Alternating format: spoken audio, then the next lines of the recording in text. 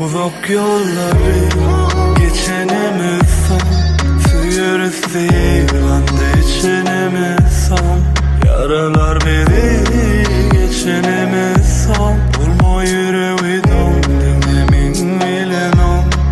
Uzak yolları geçenimiz son, suyarız divanda içenimiz son. Vurma yüreğim dinlemin bilen on. Yaralar biri geçmişimiz son. Ağlama, mümkün ağlama diyen o. Sen benim üstünlüğüme beğenim o. Neyli düşmelisin emin sığınma. Geldim yerimin senden sorma ötünç. Hiç olansa gerek gel etme öpünç. Taşlamak min seni sanlaşa gerek. Sen adamın bir dereği. Bir gece bir günde dikkat yanıken seni yok edebilemem bizimde. Sen ayaklan badalli, duygular adalli.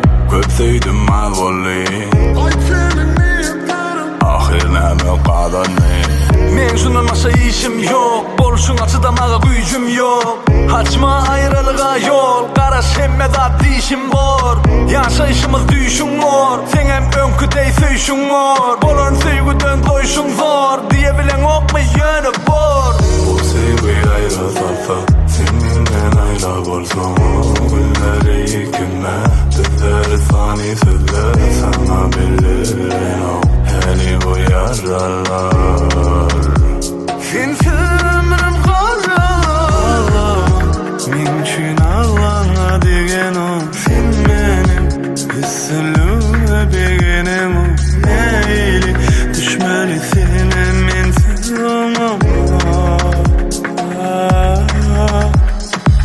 Geldim yerimin senden sorma ötünç. Hiç olansa gerek gel etme öpünç. Taşlamak min seni sanlaşa gerek. Sen adamın bir dereği.